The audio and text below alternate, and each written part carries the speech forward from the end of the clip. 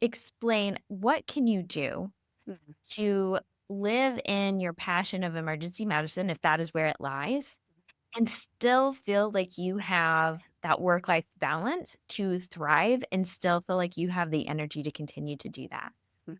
Yeah, I love that question, and I think it is a scenario of you've gotta figure out what you love about emergency medicine because emergency medicine will take everything you give it, and there is no stopping point because it is a 24-hour, 7-day a week, 30, 65 a year. It is always going, and so my recommendation, number 1, starting off anywhere in emergency medicine is you have to get the right type of training to make sure that you don't feel like you're drowning the second you walked in. I've trained new ER vets for 20 years.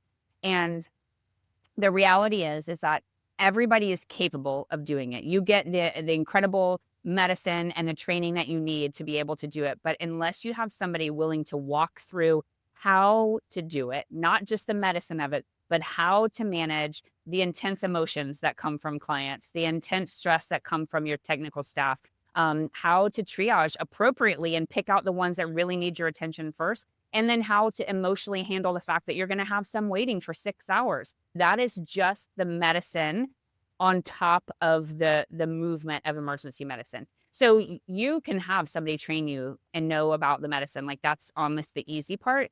It's the other pieces that are so heavy. And those are the things that I think are not well laid out in most training programs. And so I think for me, that's the most important piece. Like whatever, the medicine's going to come, the surgical skills are going to come, the endoscopy skills are going to come, the ultrasound skills are going to come. Those are things that you will learn. What I need you to learn at the very beginning is how to handle the stress of the clients and the high emotions. I mean, you're dealing in a high emotional state, and your nursing staff, they care so much about making sure they're doing a good job.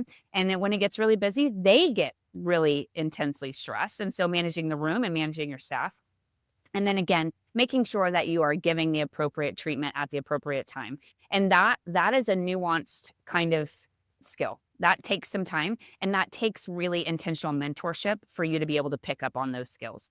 And so that is my recommendation for anybody interested in emergency medicine is find a scenario where you have that, where somebody is coming alongside you and training you on how to deal with the communication, how to deal with the emotional breakdown of the client who's on the floor bawling because their dog just got hit by a car, or how to deal with the 5 children that are now in your room hysterical because their dog is actively dying. Like these are things that are not natural, and it takes coaching and it takes support to be able to walk through those because ultimately they need you. They need your skills. They need your compassion, but you can't be the one to carry all of that stress every single day. So it is certainly a skill that it comes from me being able to give you all of my compassion and to be able to share all of my education and help you to make a really good educated decision because it is not my job to tell you what to do. It is my job to educate you and to give you all the options. And it is your pet. It is your job as a client to decide what we're going to do. And I'm here to support you. And I can do any of it.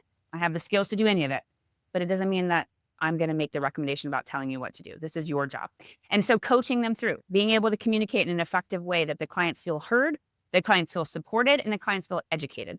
And that again is the most important part, that whole idea of teaching where it was like, this is something I'm good at. I'm good at giving this information at a high level in a way that can summarize it so the clients feel like they're getting a good experience, even though it's the worst day of their life right now, but doing it also in a way that's sharing compassion, right?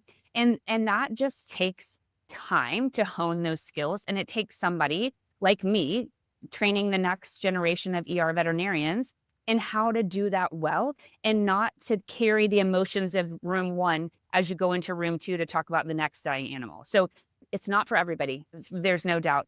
But if you have those kind of skills and you have that kind of really intense and intentional mentorship, it is such a rewarding career because it is a scenario where you are entering people's lives on their worst day. It is unexpected. It is a scenario where they are so heightened in their emotions, and you can come in and just provide them with compassion and with education and with support and care. So it's such a powerful role that we get to play, but it just takes, to your point, the entire team, right? Literally the entire team to help support that. And then a way for you to work through the stress of that, because that is why ER shifts are shortened and your week is shortened, right? Because you need a little bit of time to decompress. And so making sure that you have really good ways of mitigating and managing the stress that you're going to carry from your work days into a space where you can just, like, I think about it like a pop off valve.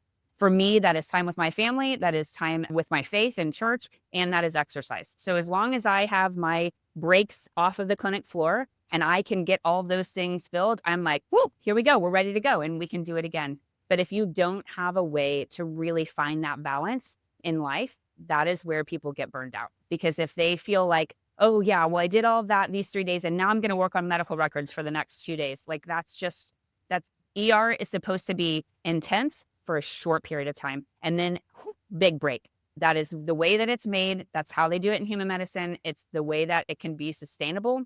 But if you let work drag into your days off, that's where I think people get a lot of burnout. And again, it just comes into the very beginning of your ER career, making sure you have somebody who does it well and shows you how to do it well, how to live it out well.